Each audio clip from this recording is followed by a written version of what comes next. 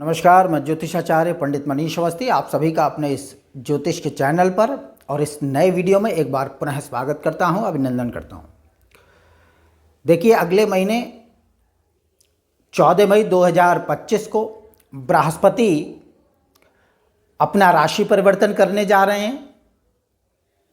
सभी लग्नों, सभी राशियों के जातकों पर अपना विशेष प्रभाव दिखाएंगे।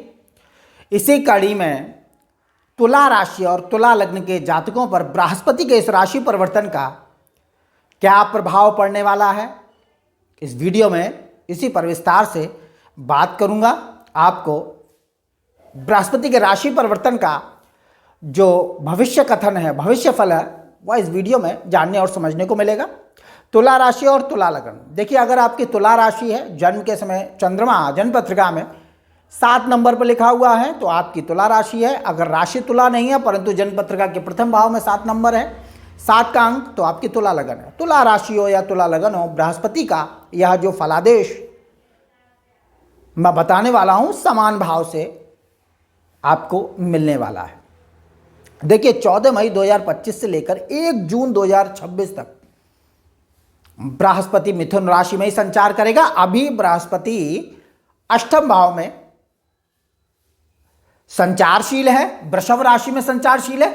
तुला राशि और तुला लग्न से अष्टम भाव, जो मोक्ष त्रिकोण का भाव होता है, उसमें संचार कर रहे हैं बृहस्पति।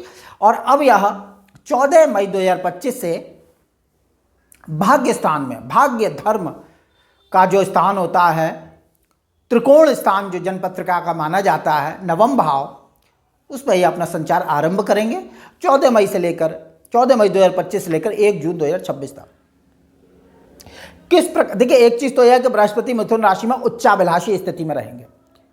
वो इसलिए कि बृहस्पति या कोई भी ग्रह जब अपनी उच्च राशि से पहले की राशि में जन्म पत्रिका में बैठा हो या गोचर से भ्रमण करे तो वह उच्चाभिलाषी माना जाता है। उच्चाभिलाषी का मतलब होता है उच्च का अभिलाषी, यानी मिथुन राशि के बाद कर्क राशि आती है जो बृहस्पति की उच्च राशि होती है, जिसमें बृहस्पति सर्वाधिक शक्तिशाली माने जाते हैं। तो मिथुन राशि में संचार करता हुआ बृहस्पति उच्च राशि की तरफ गतिमान होगा 14 मई 2025 से लेकर 1 जून 2026 तक। अतः यह उच्चाभिलाषी स्थिति में रहेंगे और भाग्य स्थान में उच्चाभिलाषी बृहस्पति बहुत अच्छे परिणामों को लेकर आ रहे हैं तुला राशि और तुला लग्न के जातकों के लिए। क्या परिणाम मिलने वाले हैं, सीधे सीधे मुद्दे पर आते हैं।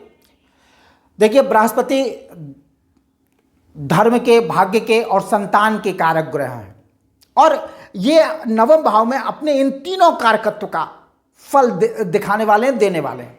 पहली चीज तो यह है कि बृहस्पति नवम भाव में गोचर करेगा तो निश्चित रूप से विवाह का योग निर्मित करने वाले हैं, क्योंकि भाग्य स्थान में बृहस्पति का गोचर विवाह के योग को बनाने वाला होता है। बृहस्पति की नवम भाव में स्थिति विवाह योग को स्पष्ट करेगी। दूसरी चीज यह है कि बृहस्पति संतान योग भी निर्मित करेंगे, यानी गर्भ धारण की स्थितियां भी तुला राशि तुला लग्न के जातकों के जीवन में बनेंगी, यानी विवाह और संतान की प्राप्ति का योग तुला राशि तुला लग्न के जातक 14 मई 2025 से लेकर 1 जून 2026 तक अपने जीवन में होता हुआ देखेंगे।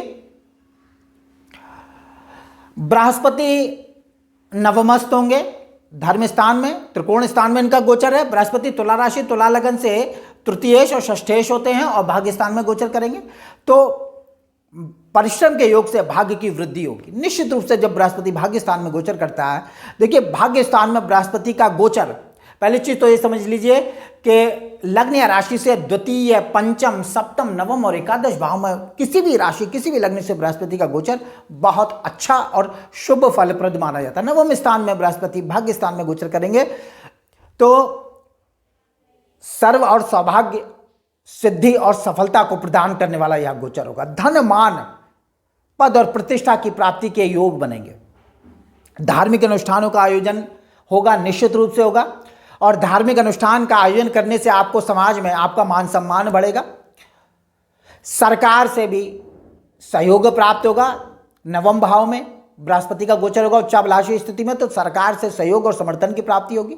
सरकार से मान सम्मान, पद प्रतिष्ठा के योगों में वृद्धि का योग होगा, यानी राज्य की कृपा प्राप्त होगी। धार्मिक अनुष्ठान जप तप दान पुण्य, इस प्रकार की धार्मिक घटनाएं आपके जीवन में घटित होगी। धार्मिक यात्राओं के योग भी बनेंगे, क्योंकि नवम भाव तीर्थाटन का होता है, धार्मिक यात्राओं का होता है, और इसमें धर्म के कारक बृहस्पति गोचर करेंगे तो निश्चित रूप से धार्मिक यात्राओं के योग बनाएंगे।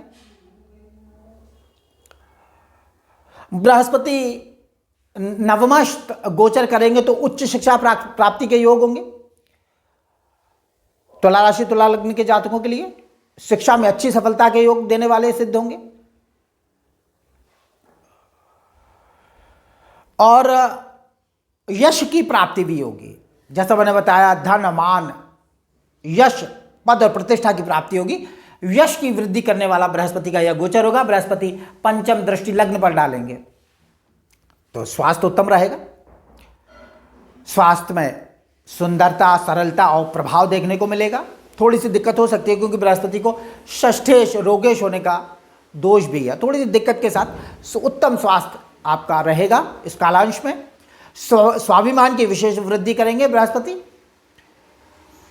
और बृहस्पति की सप्तम दृष्टि पराक्रम भाव पर होगी तो पराक्रम बढ़ा चढ़ा रहेगा, पराक्रम की वृद्धि करेंगे।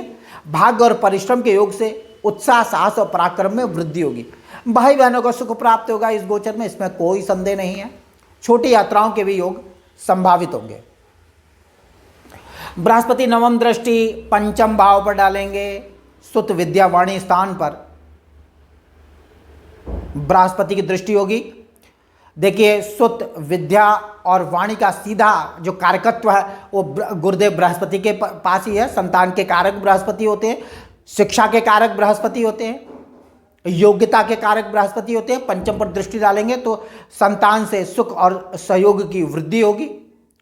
वाणी और बुद्धि की योग्यता से प्रभाव की उत्पत्ति करने वाला यह गोचर होगा।